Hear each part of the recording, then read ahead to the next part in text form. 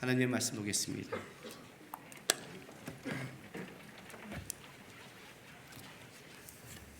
요한복음 1장 1절에서 5절까지입니다.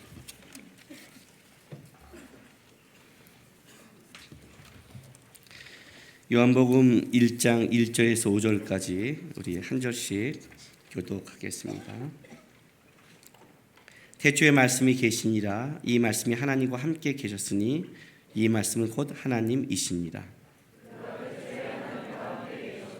만물이 그로 말미암아 지은 바 되었으니 지은 것이 하나도 그가 없이는 된 것이 없느니라.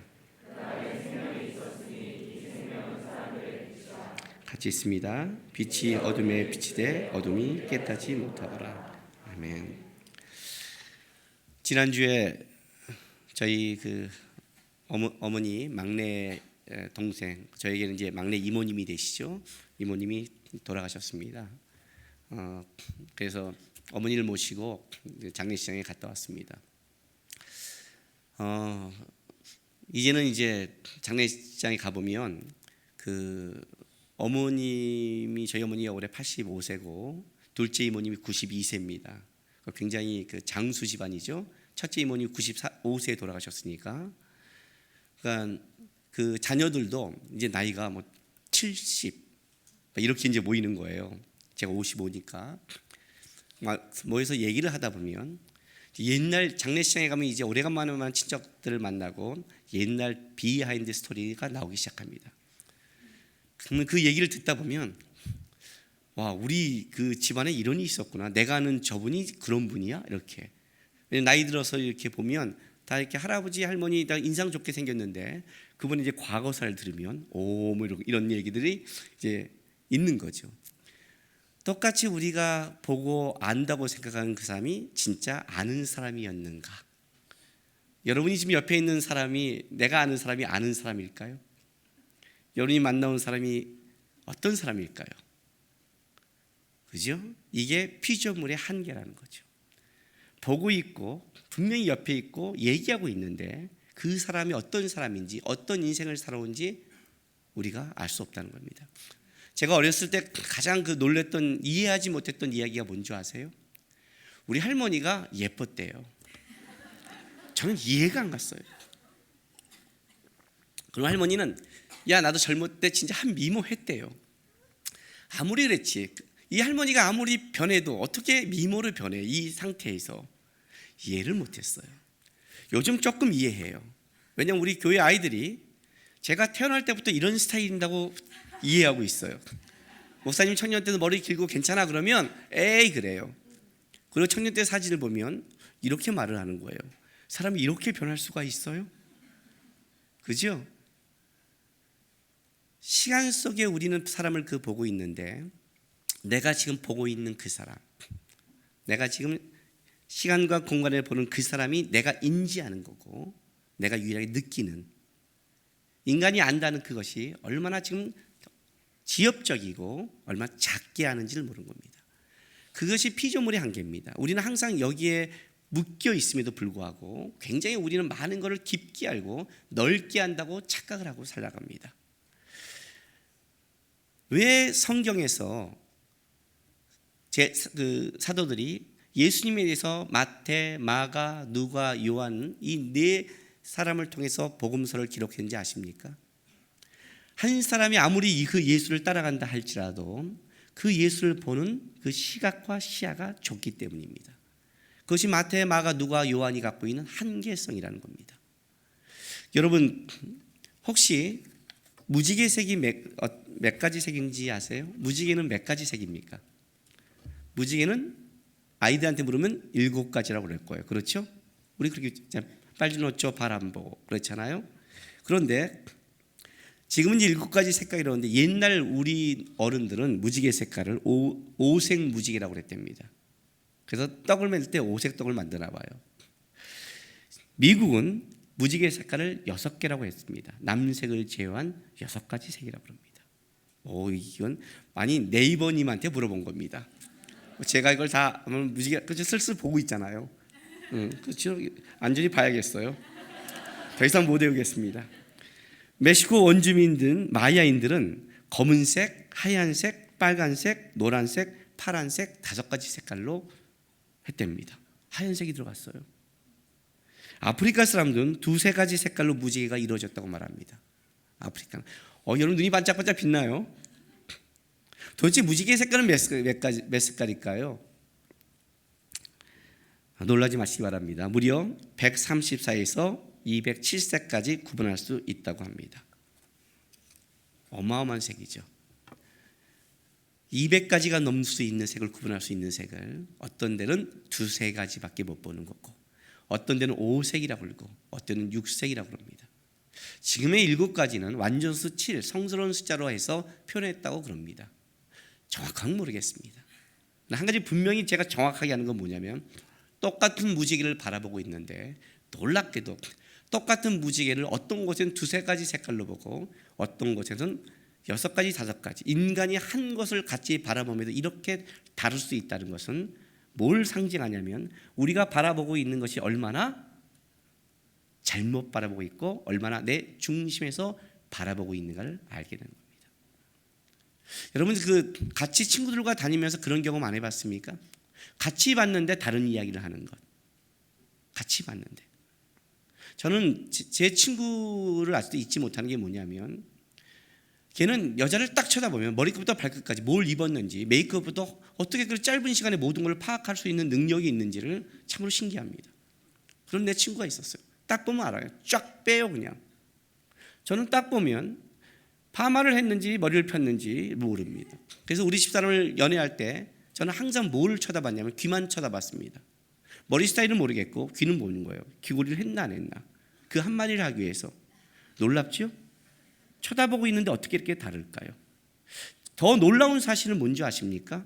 지금 내가 한 이 말을 여러분 모두 공감하고 있을 겁니다. 그렇죠?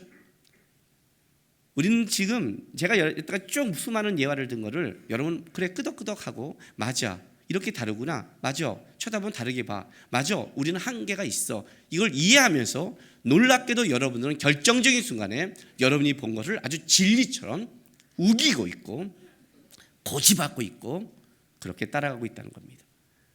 어떤 사람을 평가하는 것도 내가 본 게 맞아, 걔는 못됐어, 걔는 그래, 자기가 본 그 순간에 보는 것이 꼭 그 사람의 전 인격인 양, 삶인 양 착각하고 고집을 부린다는 겁니다. 객관적으로 얘기할 때 이렇게 끄덕끄덕하면서 결정적인 시간에 그렇습니다. 이것이 우리의 한계입니다. 지금 제가 여러분 예수님을 설명하면서 지난주에는 예수님이 아니라 성령 강림 오순절 사건을 기록했습니다. 도대체 왜 이렇게 설명을 할까요? 제가 설교를 하면서 가장 어려운 게 뭔지 아십니까? 어느 순간 설교가 굉장히 어려워졌습니다. 어려워졌다는 건 뭐냐면 제가 설교를 여러분들 설명하는 게 제가 힘들어졌다는 뜻입니다. 옛날에는 설교가 쉬웠습니다. 왜냐하면 본문에 있는 말씀 좀 설명하고 여러분이 끄덕끄덕하고 여러분들께 내용 좀 이렇게 깊게 조금 말해주면 눈이 번쩍 뜨이잖아요. 우리 목사님 말씀이 깊어. 그 깊지도 않는데 자기가 못 본 걸 남이 보면 깊다고 말하잖아요. 그렇게 말하고 걷다가 이해하기 쉬운 예화 좀 들어주고 이러면 여러분 끄덕끄덕합니다. 그렇죠? 지금 제가 왜 어렵냐면 이겁니다. 우리가 코끼리를 볼 때 코끼리의 다리가 있고 꼬리가 있고 귀가 있고 몸통이 있습니다. 그런데 어떤 사람은 코끼리의 다리를 보고 코끼리는 이렇게 생겼어, 코끼리는 통과 같고 기둥과 같아, 분명히 맞지만 틀린 겁니다.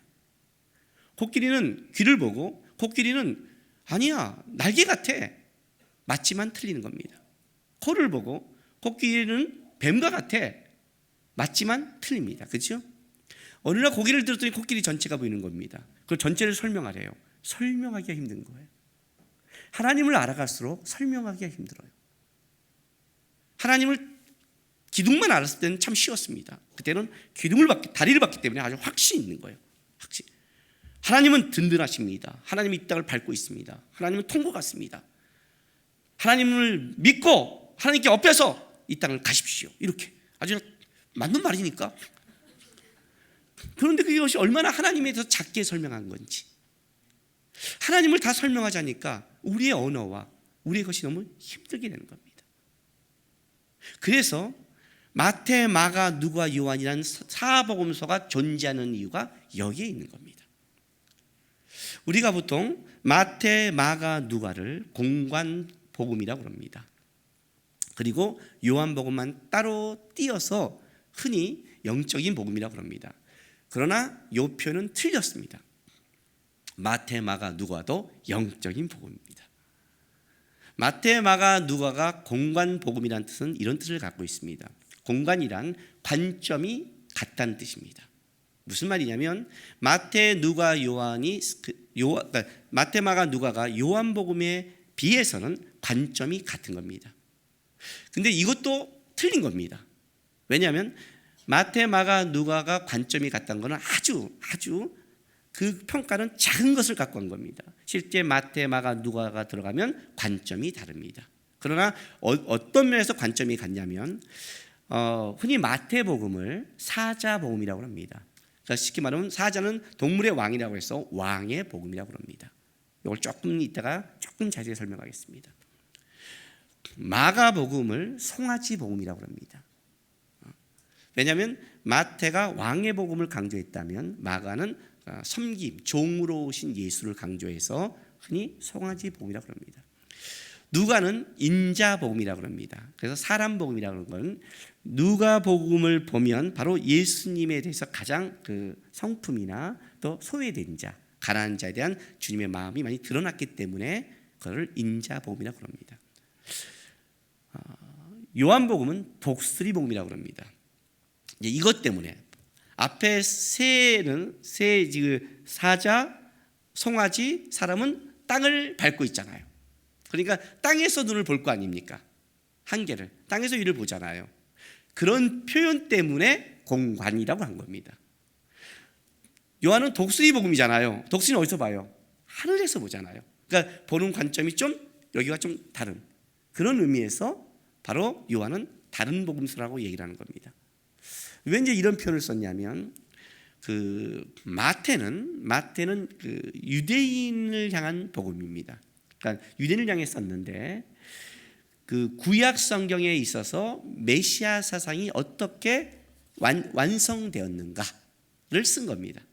그래서 마태는 뭐가 가장 중요하냐면 구약에서 얘기한 그 메시아 사상을 하나님이 예수를 통해 완성시켰다 해서 유대인에게 썼고 그 메시아가 완성된 왕으로 오신 예수를 썼기 때문에 왕의 복음, 사자복음이라고 합니다. 마태는 누가랑 좀 표현하는 방법이 다릅니다. 여러분 마태복음에 보면 산상순이라는 게 있습니다. 그렇죠? 아시고 있죠? 근데 이 산상순과 거의 비슷한 내용이 누가복음에 가면 평지복음이라고 합니다. 평지순입니다. 이게 무슨 말이냐면 왜 같은데 하나는 산이고 하나는 평지일까요? 이런 거 그러니까 보는 게 이런 겁니다. 우리가 산에 올라가다 보면 산에 가면 중간에 이렇게 평지 같은 큰 구름이 있죠. 그리고 또 올라가죠.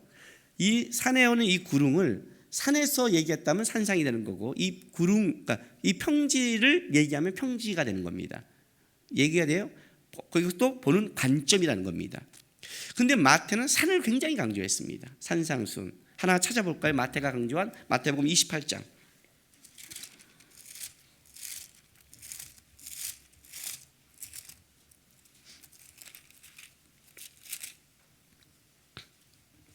16절 보시겠습니다. 16절 예수님께서 마지막 대명령을 하시는 건데 11제자가 갈릴리에 가서 예수께서 지시한 산에 이르러 예수를 배웠고 경배하나 아직 의심하는 사람도 있더라. 예수께서 나와 말씀에 이르되 하늘과 땅의 모든 권세를 내게 주셨으니 그러므로 너희는 가서 모든 민족으로 제자를 삼아 아버지 아들과 성령의 이름으로 세례를 베풀고 내가 너희에게 분부한 모든 것을 가르쳐 지키게 하라. 볼지어다 내가 세상 끝날까지 너희와 항상 함께 있으리라 하시니라 했어요. 예수님께서 마지막 이 지상 대명령을 하는데 16절에 왔더니 11제자가 갈릴리에 가서 예수께서 지시한 어디에 이르러요? 산에 이르렀다는 겁니다. 그러니까 산을 굉장히 강조하죠. 왜냐하면 마태는 그 유대인들이 그러니까 선민의 것이 하나님의 백성이 어디서 시작되냐면 시내산에서 시작됩니다. 애굽에서 끄집어낸 이스라엘 백성들을 시내산에 끌고 와서 시내산에서 십계명과 율법을 주므로 바로 이제 이스라엘이 하나님의 백성이 되고 하나님은 이스라엘의 하나님이 되는 사건이 거기서 되는 겁니다. 그래서 꼭 시내의 산에서 하나님의 말씀이 다시 퍼지듯이 산에서, 이 산을 굉장히 강조한 겁니다. 왜냐하면 유대인들에게 왕으로 오신 예수를 강조하기 때문에 그렇습니다. 그런데 마가는 종으로 오신, 섬김으로 오신 예수를 강조합니다. 그래서 마가는 시간별로 쓰는 것이 아니라 주제별로 씁니다. 강조점이. 그리고 나서 마가복음은 16장까지 복음서의 가장 짧은데 예루살렘 입성을 11장에 해서 예수님의 순환사를 가장 많이, 그러니까 책의 분량에 있어서 예수님이 고난받고 순환받는 것을 가장 많이 기록한 것이 마가입니다. 누가는 인자복음이라고 해서 이방인에게 대해 기록한 겁니다. 왜냐하면 우리가 이 땅에 살아가는 많은 그 복음을 이해하는 많은 사람이 다르기 때문에 이방인에게 기록하면서 이방인들에게 오신, 이방인들은 예수님의 그 구약 성경과 그것이 중요하지 않잖아요. 그래서 뭘 중요하냐면 바로 가장 인간적인 모습, 그의 예수님의 성품, 또 이방인처럼 소외된 자, 가난한 자, 예수님이 어떤 마음을 갖고 오셨는지를 가장 많이 역사적인, 구체적인 역사를 통해서 기록하는 게 누가입니다. 그런데 요한은 독수리 복음이라고 합니다. 이제 왜 이 독수리 복음이라고 했냐면 바로 요한의 복음서의 시작이 다르기 때문입니다. 일단 요한 이 사복음서의 모든 기록의 목적은 같습니다. 자, 먼저 찾아볼까요? 요한복음 20장. 예수님의 복음 이야기를 하면서 이렇게 설교가 어려워졌습니까? 라고 지난주 설교를 하면서 어렵다고 말하는 사람이 좀 있었습니다. 베란간 예수님 얘기가 왜 성령 강림이 오고 성부, 성자, 성령 하나님의 사역을 얘기하고, 그래서 그것 때문에 아직 교회 처음 오신 분들은 어렵지만 조금씩 들으면 항상 이렇게 어렵지는 않습니다. 시작을 해야 되니까. 왜냐하면 이 예수님이 뭔지를 내가 크기를 먼저 얘기해 놓고 들어가야 되기 때문에 이렇게 하는 거지, 계속 예수님이 얘기가 이렇게 어렵지는 않은 거니까 하나씩 따라오시다 보면 그 예수의 얘기가 좀 구체화될 것입니다. 자, 요한복음 20장 30절 31절. 요한복음 20장 30절 31절은 요한이 요한복음을 기록한 기록의 목적을 쓰고 있습니다. 예수께서 제자들 앞에서 이 책에 기록되지 아니한 다른 표적도 많이 행하였으나 오직 이것을 기록함은 너희로 예수께서 하나님의 아들 그리스도이심을 믿게 하려 함이요 또 너희로 믿고 그 이름을 힘입어 생명을 얻게 하려 함이니라. 자, 요한의 기록 목적이 뭐예요? 예수가 하나님의 아들 그리스도임을 믿게 하고 그 이름을 힘입어 우리 안에 뭐라고요? 생명을 얻게 하려고. 이게 목적입니다. 30절 보면 이 책에 기록되지 아니한 다른 표적도 많이 행하였으나, 그러니까 이 말은 무슨 말이냐면 복음서가 물론 요한이 썼지만 다른 그 마태, 마가, 누가도 이건 똑같은 마인드를 갖고 쓴 겁니다. 복음서에서 기록된 이 모든 그 예수님의 이적과 예수님의 또 말씀들, 행위들은 단순히 예수님의 그 이적과 기적을 기록하기 위해 쓴 게 아니란 뜻입니다. 우리는 참 예수님의 그 이적과 기적에 빠져 있는데 그게 아니라는 겁니다. 그렇게 예수님의 이적과 기적을 한다면 더 많은 걸 써야 된다는 겁니다. 더 많은 걸 써야 되는데 여기서는 선별했다는 겁니다. 각자. 왜 선별했냐면 이적과 기적이 목적이 아니라 그 이적을 행한 목적, 기적을 하고 그렇게 하는 목적이 뭐냐면 예수가 하나님의 아들 그리스도임을 드러내려고 그거를 썼고, 그거를 알고 여러분이 믿고 그 안에 생명을 얻게 하는 게 목적이라는 겁니다. 여러분, 예수님께서 오셔서 이적을 행할 때 그 이적이 그 병을 고치니까 자꾸만 예수님이 치유 사역을 했다. 너희도 가라 이렇게 하니까 우리도 병을 고쳐야 된다라고 예수님의 이적을 너무 이렇게 완전히, 그러니까 예수님이 행한 이적이 100이라면 완전히 그거를 10으로 축소화시켜 버립니다. 예수님이 왜 병을 고쳤고 우리에게 왜 그거를 하라고 했냐면, 그 치유라는 게 뭐냐면 병이란 우리가 죄를 아담과 하와가 원죄, 죄를 짓고 나서 그 죄의 결과가 너희가 흙으로 돌아가는 죽어야 되는 벌을 받습니다. 근데 우리가 죽으려면 그냥 죽는 게 아니라 우리 몸을 어떻게 해요? 하나님이 병들게 하십니다. 그렇죠? 세포가 병이 들고 몸이 병이 드는 겁니다. 그러니까 병이 들어 죽는다는 것은 우리가 죄인이라는 뜻입니다. 나는 죄인이 아니야 이렇게 말하는 게 아니라, 이건 나는 죄인이 아니야 이렇게 말하는 것은 나는 죽지 않아 이렇게 말하는 거예요. 근데 죽으면서 나는 안 죽어, 이건 되게 웃긴 거잖아요. 그 논리 자체가. 왜 죽냐면 너가 신이 아니라는 뜻입니다. 너가 완전체가 아니라는 뜻입니다. 너는 피조물이라는 거예요. 너는 네 생명, 네 건강, 네 모습조차도 너 혼자 할 수 없다는 겁니다. 사람이 태어날 때 아기로 태어납니다. 놀랍지요? 자기가 자기 생명을 관여 못합니다. 태어나도 관여 못합니다. 도움이 필요합니다. 놀랍게도 나이가 드는 노년에 죽음에 가까이 왔을 때도 자기 몸을 자기가 가누지를 못합니다. 하나님이 가르쳐준 겁니다. 병들게 함으로, 병으로 너희가 불완전하고 너희가 죄인임을 알게 한 겁니다. 그런데 예수께서 오셔서 병을 고칩니다. 뭐예요? 바로 이 근원의 힘이 예수 안에 있다는 겁니다. 생명의 힘이 여기 있다는 겁니다.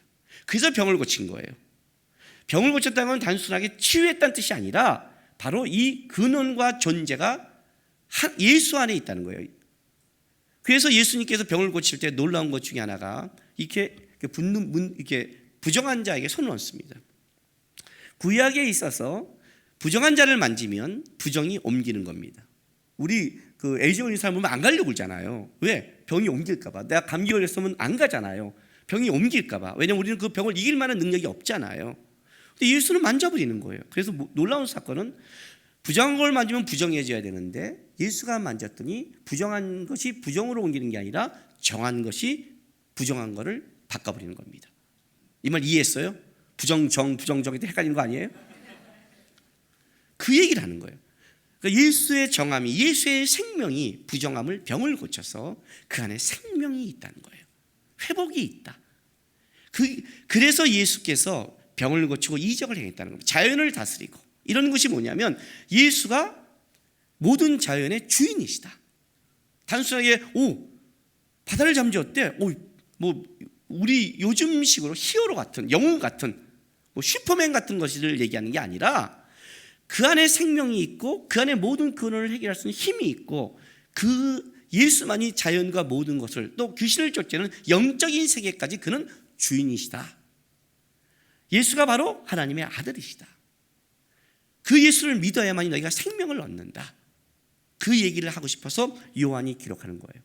그러면 요한의 목적이 예수를 믿고 생명을 얻는 거라면 오늘 요한은 그것을 이렇게 표현을 다른 복음서와 다르게, 예수 마태 같은 경우는 아브라함과 다윗의 자손 예수 그리스도의 세계라 해서 그 구약에 말한 그 예수의 사건이 역사 안에 어떻게 실현되는가를 우리가 보는 시각적에서 기록했다면, 마태, 마가, 누가가 공관복음이라는 뜻은 이런 뜻을 갖고 있는 거예요.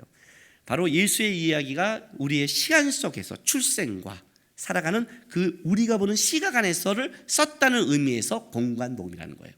그런데 요한은 왜 공관복음에 안 들어가, 관점이 다르냐면 바로 그 시각이 우리가 보는 시야가 아니라 어디로 가냐면 태초로 올라가 버리는 거예요. 그래서 그 시야를 확 넓혀 버리는 거예요. 너희가 보고 너희가 왔기 때문에 그냥 한 성인이나 역사의 성인이나 너희보다 좀 힘이 있는 히어로 정도로 예수를 생각하면 안 된다. 그렇게 안 된다. 이 땅에 와서 예수뿐만 아니라 다른 어떤 그 사람들도 어떤 기적이 일어나고 또 다른 종교나 또 악한 영들도 기적을 일으키기 때문에 그런 기적과 이적을 보고 나서 그걸 예수와 똑같이 평가해서는 안 된다. 예수는 너희의 시각을 넘어서서 창조부터 존재하는 자라고 요한은 넓혀버린 겁니다. 그래서 이걸 땅에, 예수가 우리 안에, 예수님이 우리의 시간대에 오시는 그 사건이 아닌 완전히 시간대를 넓혀서 그렇게 쳐다보기 때문에 독수리 복이라는 표현을 쓴 거고, 영적인 복이라는 표현은 이런 데서 사용되는 표현입니다. 보세요. 그래서 요한복음 1장 1절부터 5절은 이제 예수님을 이렇게 설명하는 겁니다. 태초에 말씀이 계시니라. 이 말씀이 하나님과 함께 계셨으니 이 말씀은 곧 뭐라고요? 하나님이시라. 그가 태초에 하나님과 함께 계셨고 만물이 그로 말미암아 지은 바 되었으니 지은 것이 하나도 그가 없인 된 것이 없니라. 자, 1절부터 3절을 읽었는데 여러분 이 성경을 딱 읽으면 뭐가 느껴지십니까? 예, 우리 권사님께서 훌륭한 말씀을 했습니다. 창세기가 생각나지 않습니까? 아니 이거는 아예 성경을 한 번도 읽지 않은 사람은 모르겠지만 여러분 맨날 창세기는 반복해서 읽잖아요. 성경 통독한다고 창세기 그렇지 않나요? 저도 청년 때 창세기는 제일 많이 읽었어요. 왜? 창세기부터 시작하다가 맨날 포기하는 거예요. 맨날. 그러니까 이거는 성경 조금 읽은 사람은 그냥 느낌이 올 거예요. 창세기 1장 1절 말씀이 생각나지 않으세요? 그렇죠? 여기 보면 태초에 말씀이 계시니라. 창세기 1장 1절은 뭐죠? 하나님이 태초에 천지를 창조하시니라. 비슷한 표현을 썼단 말이에요. 그런데 거기서 말하는 창세기 1장 1절에서 말하는 이 태초와 요한복음 1장 1절에서 말하는 태초는 조금 의미가 다릅니다. 창세기 1장 1절의 태초, 하나님이 태초에 천지를 창조하시다는 것은 하나님께서 이스라엘 백성들을 시내 산에 불러 모아서 이스라엘 백성들이 우리를 애굽에서 구원하고 끄집어온 이 하나님이 누구인가에 대한 그 하나님의 백성에 대한 하나님이 자기 선포입니다. 그러니까 하나님을 알려주는 거죠. 하나님이 어떤 분인가를. 어떻게 알려줬냐면 나는 애굽보다 좀 강한 신이나 다른 신보다 좀 능한 신이 아니라 나는 시간과 공간을 만든 창조주라는 자기 표현을 쓴 겁니다. 나로 말미암아 시간이 출발했고 나로 말미암아 이렇게 만물이 시작됐다. 내가 시작의 근원이다 를 설명하는 게 창세기 1장 1절입니다. 그래서 창세기 1장 1절의 태초는 시간의 시작과 시간의 만듦 이런 것이 포함되어 있습니다. 그런데 이 요한복음 1장 1절의 이 태초는 시간과 공간의 창조되기 전에 초시간적 개념을 갖고 있습니다. 그러니까 진짜 이 태초는 뭐예요? 시간의 우리가 인지하는 시간의 시작이 아니라 그런 만물의 시작이 아니라 그 전에부터 존재했던 것을 얘기하는 거예요. 요한은 거기까지 거슬러 올라가는 겁니다. 예수님이 어떤 존재인가? 근데 재밌는 건 뭐냐면 그 태초, 그 초시간적인 그 태초에 누가 계셔요? 말씀이 계셨대요. 예수님이 계시다 그러면 편할 텐데 말씀이 계신대요. 그럼 이제 우리가 이 말씀이라는 걸 보면 이런 식의 생각을 할 수 있습니다. 예수 이꼴 말씀이라고 표현할 수 있겠죠? 그러나 그렇게 보면 안 됩니다. 그러면 예수님을 작게 봅니다. 예수님은 말씀보다 크신 분입니다. 이건 좀 은유적 표현입니다. 요한복음에 보면 에고 에임이라는 표현이 있습니다. 헬러어인데 먼저 저도 헬러를 쓰니까 제가 굉장히 헬러가 유식한 것 같지만 그렇지 않습니다. 몇 개 아는 단어를 썼습니다. 하도 유명해서 나는 못못이다, 나는 선한 목자다, 나는 양의 문이다 하는 이런 표현을 씁니다. 그건 예수님이 자기가 누군지를 쓰는 겁니다. 그러니까 예수님의 존재, 예수님에 대해서 설명하는 거지 예수님은 그보다 크신 분입니다. 근데 이제 그런데 왜 이걸 말씀으로 했냐면 물론 이제 요한복음 1장 14절에 보면 요한복음 말씀이 육신이 되어 우리 가운데 거하시며 우리가 그의 영광을 보니 아버지의 독생자의 영광이요 은혜가 진리가 충만하다. 그래서 말씀이 우리 가운데 육신으로 오셨고 그가 곧 예수 그리스도 하나님의 영광이라고 표현을 씁니다. 그러나 왜 예수님이 말씀이 육신이 됐고 말씀으로 표현한 것을 우리가 좀 추적해 볼 필요가 있습니다. 자, 창세기 1장 3절로 갑시다. 1장 1절은 우리가 다 외우고 있어서 제가 안 갔지만 2절부터 가면 이제 헷갈리기 시작하죠.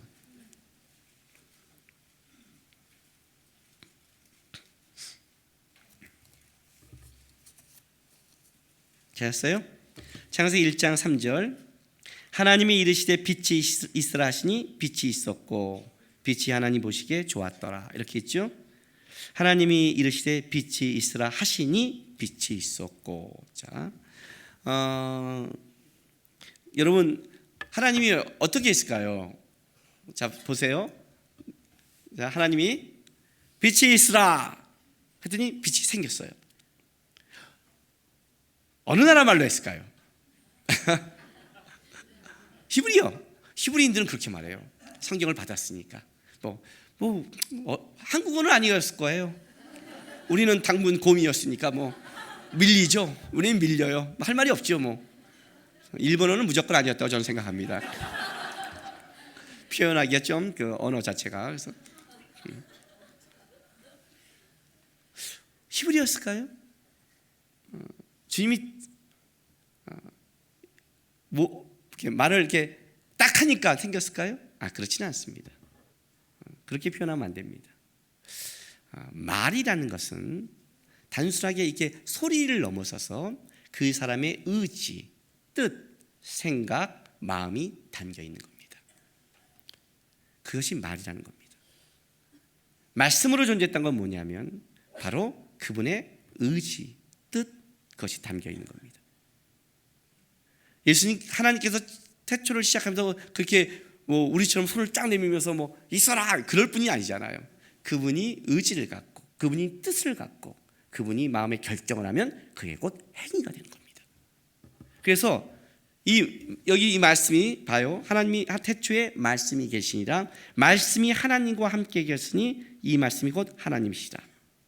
그가 태초에 하나님과 계셨고 만물이 그로 말미암아 지은 바 되었으니 지은 것이 하나도 그가 없인 된 것이 없느니라. 그래서 이 3절 만물이 그로 말미암아 지은 바 되었는데 그것이 뭐냐면 말씀이 하나님의 의지. 무슨 말이냐면 예수님을 말씀으로 얘기했다는 건 뭐냐면 하나님께서 세상을 창조하셨을 때 그때 바로 그것이 하나님 혼자 한 게 아니라 그 세상의 의지와 뜻을 누구를 통해서 실현했냐면 예수를 통해서 실현했다는 뜻입니다. 그래서 예수와 말씀을 잇는 겁니다. 왜냐하면 말씀 자체가 하나님의 의지와 뜻을 갖고 있다면 그것은 바로 하나님은 예수를 통해서 그의 의지와 뜻을 이 땅에 실현하기로 얘기한 겁니다.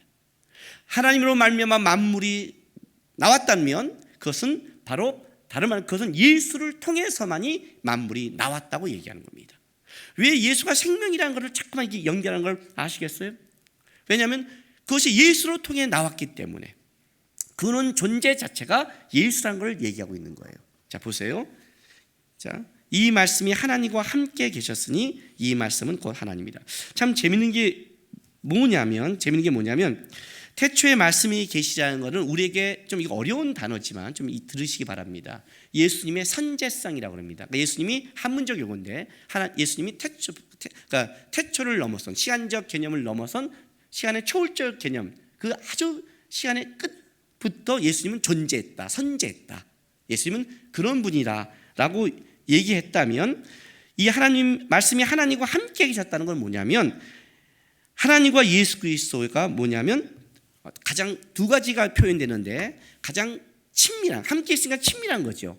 나 누구누구 함께 있어. 나 누구누구 함께 30년 살았어. 그러면 와 굉장히 친하구나 이렇게 말하잖아요. 친밀성을 얘기하지만 함께라는 뜻은 뭐예요? 독립성을 얘기하는 겁니다. 이제 어려운 단어예요. 왜냐하면 초신자 같은 경우는 이제 얘기를 할 때 너희는 누굴 믿니? 하나님. 근데 왜 예수님께 기도해? 예수님도 믿어. 그래서 성령님 도와달래. 성령님 뭐야? 세 분이야. 세 분이야? 한 분이야. 한 분이야? 근데 셋이야. 셋이 하나야. 하나면서 셋이고 셋이면서 하나야. 뭐야? 나도 몰라 여기까지. 이게 우리의 고백이에요. 그렇죠? 이게 어렵죠. 이게 없죠. 왜냐하면 우리가 하나님이라고 그럴 때 하나님은 본질은 완전히 동등된 하나이면서 그 하나님은 완전히 다른 세 격을 가진 성부, 아버지, 성자, 하나님, 성령, 하나님을 세 분이라는 것을 이거를 설명하면 도대체 이해가 가지 않는 거예요. 그렇죠? 이해가 가지 않는단 말이죠. 우리도 그걸 설명할 수가 없어요. 왜냐하면 이거를 설명할 수 있는 유일한 존재는 아담과 하와밖에 없었어요. 아담과 하와가 죄를 짓기 전에는 이것을 이해할 수 있었습니다. 왜냐하면 하나님께서 사람을 만들 때 사람을 어떻게 만들었냐면 사람은 그 다른 모든 그 피조물들은 종류대로 만들었는데 사람만 종류가 하나면서 둘입니다. 그죠? 여기서 빼냈잖아요. 여자를 여기서 뺐잖아요. 분명히 내 안에서 나왔는데 다른 존재예요. 모양과 말하는 것과 생각과 모든 게 달라요. 내 안에서 나왔는데. 그래서 놀라운 거는 뭐 태어날 때는 중성이고 자라면서 달랐다가 나이가 들면 중성이 되죠. 그렇잖아요. 할머니가 화장실에 들어온 거는 여자가 들어온 게 아닙니다. 그냥 들어온 겁니다. 그냥 괜찮습니다. 중성이 되는 거예요. 이게 여기서 나갔단 말이에요. 그러니까 아담이 하와를 딱 보고 뭐라고 그랬어요?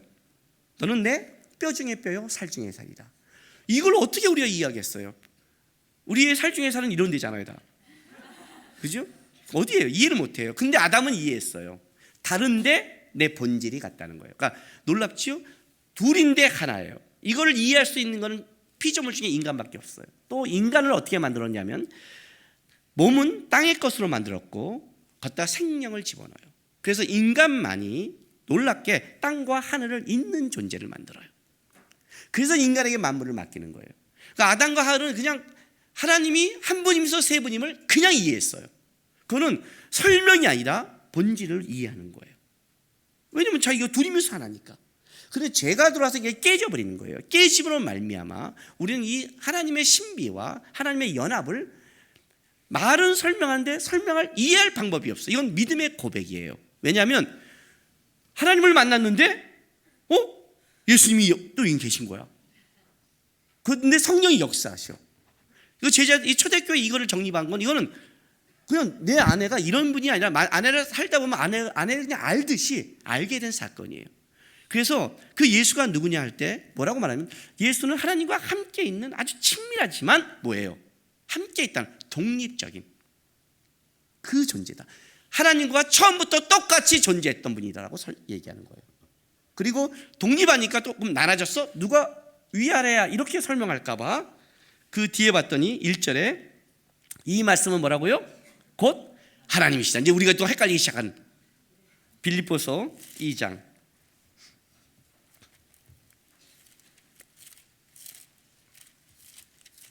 이설기를 어떻게 2부 때 똑같이 할까요? 어려워요. 빌립보서 2장 자 6절 그는 근본 하나님의 본체시나 하나님과 동등됨을 취할 것을 여기지 아니하시고 이렇게 가죠.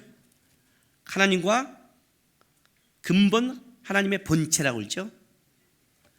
그러니까 본질은 하나라는 뜻이죠. 그가 곧 하나님이라는 거예요. 여기서 세 번째, 첫 번째 하나님의 선제, 하나님 예수 그리스도 하나님의 독립성이라면 세 번째는 하나님과 예수 그리스도의 동질성을 얘기하는 거예요. 예수 그리스도는 신적 능력을 가진 어떤 자가 아니라 신 그 자체다라고 얘기하는 거예요. 이게 요한이 말하고 싶은 거예요. 우리의 시간대 안에 우리의 공간에 들어왔다 해서 그가 어떤 신적 능력을 발휘했으니까 어떤 성인 중에 좀 더 능력이 강한 신적 존재가 아니라 그건 우리가 인지하는 거고 우리를 인지시키기 위해 이 땅에 온 거고 그는 시간을 넘어서서 우리가 존재하는 피조물이 존재하는 시간을 넘어서서 존재한 자요. 그는 하나님과 가장 친밀하면서 예수 자체의 독립적인 신이며 그러나 그는 신적인 인간이 아닌 신 자체라. 나는 스스로 있는 자다라는 것이 그것도 예수가 같다고 요한은 먼저 딱 예수에 대해서 선을 그어버린 거예요. 그죠? 벌써 여기서 우리가 이해를 못하겠죠. 벌써 이해를 못하겠죠. 이 얘기라는 거예요. 이만큼 크다는 거예요. 이만큼 크신 분이다. 그래서 뭐라고 이렇게 봐요? 2절 다시 얘기해요. 요한복음 1장 1절 태초에 말씀이 계시니라. 2절 그가 태초에 하나님과 함께 계셨고 요거는 다시 반복하는 거예요. 사실은 다시 이제 앞에 말했던 걸 그가 시간의 맨 그 초월적인 그 시간 속에서도 하나님과 함께 계셨고 다시 3절에 만물이 그로 말미암아 지은 바 되었으니 지은 것이 하나도 그가 없이는 된 것이 없느니라를 다시 한번 강조하는 거예요. 2절에 자 그러면 그가 태초에 하나님과 함께 계셨다 이런 표현을 모르냐면 요한복음 14장 9절 보세요. 요한복음 14장 9절 요한복음 14장 9절에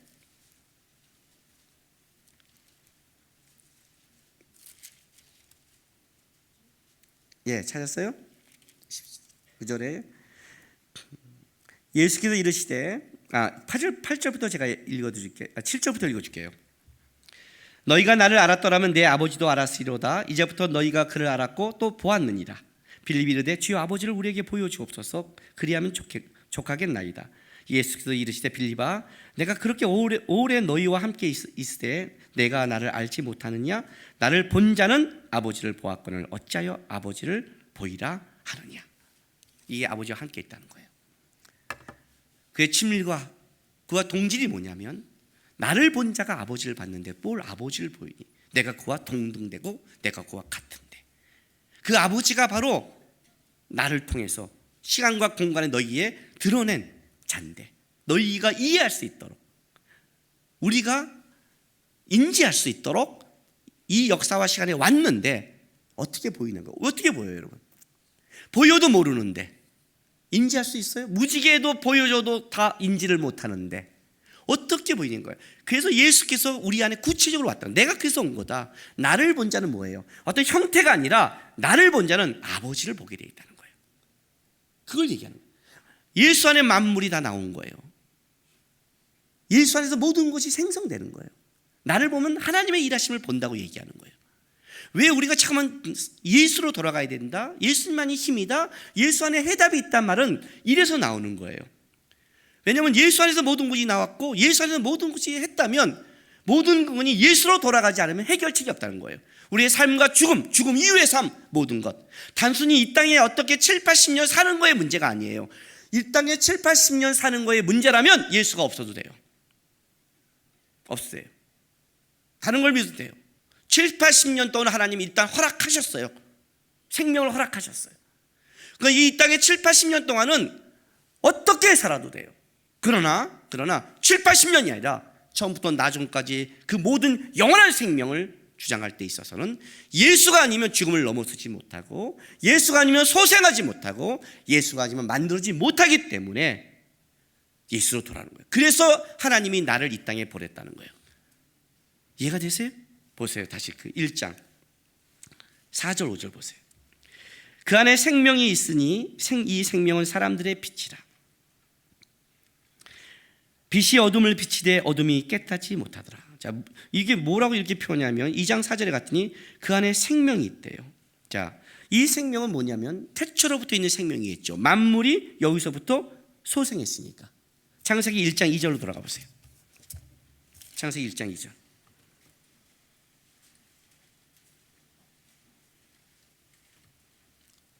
머리에서 김들이 나는 것 같아요. 설교를 빨리 마무리해야 될 시점이 온 것 같아요. 1장 2절. 땅이 1장 1, 2절 읽어줄게요. 태초에 하나님이 천지를 창조하시니라. 땅이 혼돈하고 공허하며 흑암이 깊음에 있고 하나님의 영은 수면에 운행하시니라. 하나님께서 이것 때문에 창세기 1장 2절 때문에 하나님이 혼돈과 공허 속에서 어떤 것들을 만들었다는 뜻이 아니라 이것은 하나님의 창조의 목적을 얘기한다는 거였어요. 질서. 그러니까 하나님이 시간과 공간을 만들었을 때 그 시간의 공간을 어떻게 만들 것이냐를 하는 하나님의 방법인데 그것은 뭐냐면 그 혼돈에서 질서로 공허에서 체험으로 흑암에서 밝음이라는 바로 하나님이 그 창조의 방법을 얘기하는 거예요. 그 안에 그 존재의 방법. 하나님이 만든 이 창조의 세계는 그 안에 뭐예요? 질서와 충만과 그리고 빛으로 있는 그걸 얘기하는 거예요. 그래서 예수 안에 생명이 있고 이 생명 사람들의 빛이라 해서 예수를 생명과 빛으로 표현하는 거예요. 생명. 그 안에서 모든 만물이 그 안에서 체험과 예수 안에서 체험과 충만과 완전한 것을 만들어갈 것이다. 이런 빛이라고 그러니까 단순히 이런 빛이라고 생각하면 안 돼요. 밝다, 빛이다가 아니에요. 여기서 빛은 뭐냐면 살아있는 힘을 얘기하는 거예요. 살아있는 만물을 소생시키는 힘이에요. 단순하게 그 식물의 광합성 작용이라는 게 아니라 만물이 살아갈 수 있는 힘을 얘기하는 거예요. 그게 바로 그 안에 생명과 빛이 있다는 거예요. 이것을 뭘로 비교하냐면 나중에 어둠으로 비교하는데 어둠은 단순히 밝다 어둡다가 아니라 그런 거를 얘기하는 게 아니에요. 나중에 보면 요한이 이걸 어떻게 요한일서에 보면 어떻게 표현하냐면 찾으세요. 그냥 찾는 게 좋을 것 같아요. 요한일서 1장 5절 7절.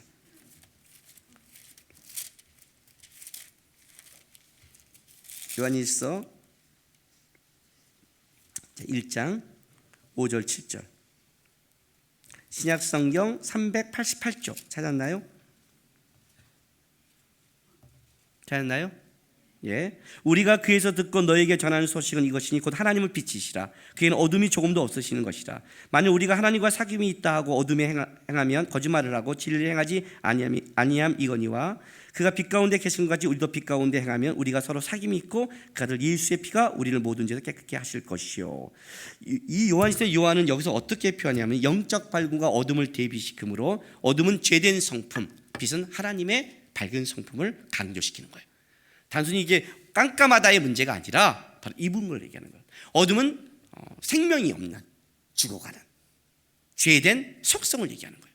그러니까 이 안에 생명과 빛이 있다는 건 뭐냐면 예수 안에서 뭐예요? 하나님의 은혜와 성품이 흘러가고 예수 안에서 다시 회복이 있고 태초에 만들었던 창조된 것들이 죄로 무너졌다면 이 무너짐이 뭘로 회복될 수 있냐면 예수 안에서 다시 생명과 빛으로 회복할 수 있는 유일한 것이 여기에 있다고 얘기하는 거예요. 요한이 그걸 그런데 사람들이 알아듣지 못하는 거예요. 깨닫지 못하는 거예요. 깨닫지 못하기 때문에 어떻게 했어요? 예수가 이 땅에 오신 거예요. 그게 오신 목적이라는 거예요. 우리가 이제 볼 예수의 우리 땅의 그 33년, 짧게는 공생의 3년의 기록을 보는데 3년의 기록을 보는데 그걸 단순히 우리의 시각에서 짧게 보면 안 된다고 요한은 얘기하는 거예요. 마태, 마가, 누가가 예수가 보여주는 우리의 시간 속에서 설명했다면, 왜냐하면 우리가 보여주고 느끼기만이 우리가 인지하니까 그렇게 설명했다면 요한은 지금 무슨 얘기를 하고 싶냐면 너희에게 나타나고 너희에게 기적과 이적을 행했으니까 예수를 어떤 신적 존재나 신적 능력 있는 히어로 같은 걸로 보면 안 된다는 거예요. 그는 누구냐? 그는 시간 전부터, 우리가 시작한 시간 전부터 초월적인 시간부터 계신 분이요, 그는 하나님과 가장 친밀한 자요, 하나님이 그를 통해서 예수를 통해서 만물을 만들었고 예수를 통해서 자기의 의식과 뜻을 드러냈고 그는 하나님과 함께 있는 그분이다. 그가 모든 것의 생명과 빛의 근원이다. 따라서 요한이 말한 거예요. 따라서 너희의 인생의 어려움과 문제와 모든 근원의 힘은 예수로부터 시작해야 되는 거예요. 만약에 우리가 영적으로, 작게는 영적으로 낙담하거나 작게는 침체하거나 작게는 실망하거나 작게는 내 스스로 어쩌면 내 문제 안에 개인 사이 조그만 문제 하나 할지라도 그거를 해결할 힘은 너희의 능력이 아니라 어디에 있다고요? 예수의 오는 생명과 빛에, 그로 시작된 데서 하나님은 지금도 예수를 통해서 자기의 의지와 뜻을 실현하신다는 거예요. 우리가 기도할 때 예수님의 이름으로 기도한다는 그런 뜻을 갖고 있는 거예요. 하나님이 예수님을 통해서 그걸 실현한다면 우리는 예수를 통해서 하나님을 만나는 거고 예수를 통해 하나님을 구하는 거고 예수를 통해서 이 문제를 살아가겠다고 고백하는 거예요. 그 힘이 예수 안에 있는 거예요. 저는요 여태까지 제가 살아오면서 또 목회를 하면서 항상 충만하지는 않아요. 그렇다고 여러분보다는 충만했다고 저는 봐요. 더 놀라운 사실은 뭐냐면 영적으로 침체했을 때 저는 어떻게 생각하고 살았냐면 영적 침체가 서서히 말씀과 기도를 보지 않고 서서히 떠났기 때문에 침체했다고 생각했는데 그렇지 않다는 걸 알았어요. 하나님께 충만하고 하나님을 붙잡고 하나님을 살아가도 순간 영적 침체와 낙담이 온다는 걸 알았습니다. 성경에 욥이 그런 존재였고, 그죠? 엘리야가 그랬습니다. 갈멜산에서 그 충만하게 하나님의 역사인데 순간 이세벨에게 한 방에 날아갔잖아요. 그런데 욥이나 엘리야나 공통점이 뭔지 아십니까? 다시 하나님께로 돌아가는 사건입니다. 다시 돌아가는 겁니다. 욥도 나중에 하나님의 그 역사를 보면서 내가 이제는 귀로 들어서니 눈으로 봅니다. 깨닫어서 회복이 됐고, 엘리야도 로뎀나무 밑에서 죽여달라고 했는데 그가 시내산에 다시 가서 하나님의 세미한 음성 속에 살아갔습니다. 여러분, 예수가 힘이라는 걸 단순히 여러분이 교회에 와서 똑같은 소리 또 하네, 왜 똑같은 소리를 할까요? 이런 소리입니다. 먹어야 살아요. 좀 이따 먹겠죠. 그죠? 어떻게 육신은 먹어야 사는 걸 알면서 영은 예수로 사는 것을 그렇게 막연하게 생각하십니까? 예수로 살아가는 힘이 뭔가를 깊게 깨닫고 싶으면 일주일만 굶으세요.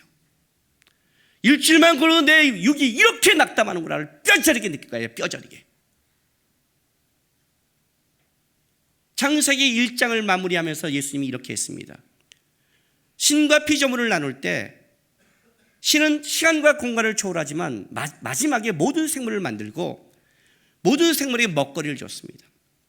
이 말은 피조물들은 생명을 유지할 힘이 밖에 있다는 뜻입니다. 먹어야 사는 겁니다. 하나님만이 스스로 존재하는 거예요. 먹어야, 생명이 밖에 있으면 먹어야 사는 존재라면 영적으로도 너희는 의지해야 사는 거지, 육도 먹어야 사는데 하물며 영과 정신이겠냐는 거예요. 이 육도 먹는데 하나님이 생각을 합니다. 바보냐 이거예요. 바보냐. 너희 육도 하루만 걸면 기력을 상실하고를 너희 영이, 그 본질적인 영이 그렇게 네 스스로 있다고 생각하니 이거예요. 먹어야 산다는 것처럼 우리의 영이 예수 아니면 거기에서 모든 생명과 빛과 만물의 근원이 나온다는 걸 알라는 거예요. 여기에만 회복이 있다고 얘기하는 거예요.